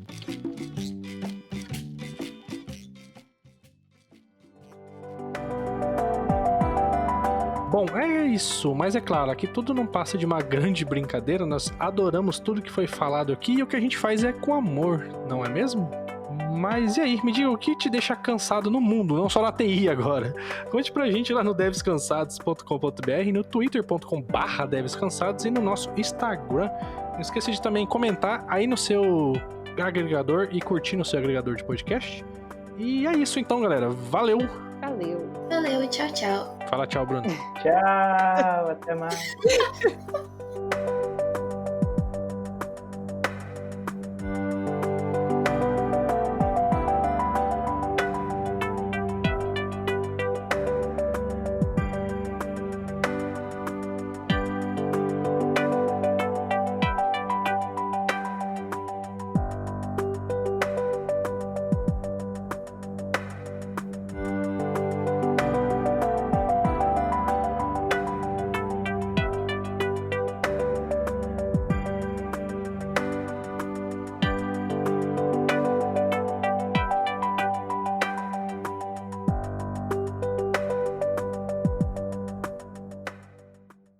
Alguém tá tomando o quê? Alguma coisa aí? Não, né? Você já me falar que eu esqueci. Eu bebi já. Eu tô tomando uma água. Água. Alguém tá com cerveja. Eu tô quase abrindo uma cerveja porque eu me sinto excluída. Eu tava com a cerveja. Abre pelo menos uma aí pra dar aquela alegrada. Mas eu já sou alegre por natureza. Mas mentira, vou abrir um. Fica vezes 2 daí? Agora pegar, né? A gente espera. Então, vocês querem falar no podcast do Isinobre, é isso? É isso que eu ouvi aqui. Olha, Eu nem sei se ele tem mais. Ele tinha, né? ele tinha. Eu conheço dele participando dos Nerdcasts da vida, né? Eu conheço do 99 Vidas, não sei se você já ouviu falar. Não. É um podcast com o Jurandir Filho, que é também das antigas, né? Uhum. Ele fala de cinema, só que nesse podcast eles falam de jogos, gamezinhos antigos, tá? É meio que nostálgico. Ah, entendi. Aí eu conheci ele de lá. Não, eu conheço ele do Nerdcast mesmo. E pra falar a verdade, assim, da internet também, né? Porque eu não sei o que a gente faz na vida que de repente aparece o Isinobre fazendo alguma coisa ou sendo xingado por alguém. Sempre acontece isso. E sabe o que é o bizarro? Eu dei uma olhada no Nerdcast de física quântica. Eu tentei a computação quântica, mas parece que eles não fizeram ainda. Ou eu não achei. Mas eu vi de física quântica, eu ia até trazer um cara pra cá, mas ele não me respondeu. E aí... Quem tá nesse episódio? O Isinobre. Por quê? Então, o Isinobre, ele começou a faculdade de física, sabia? Ah, então ele vai ouvir isso aqui. Ele vai ouvir isso aqui e vai xingar a gente. Ah, meu filho, pode vir xingar, porque olha, depois que o Covid não me pegou esse ano, eu não tenho mais medo de nada. Não, mas seria até bom ele dar um retweet nisso aqui, porque a gente vai lá pra cima. E a gente é cansado, a gente não vai ligar. Foda-se. Pois é. Já tô cansado de tanta coisa, de hate que não vai ser. Pronto, peguei minha cerveja.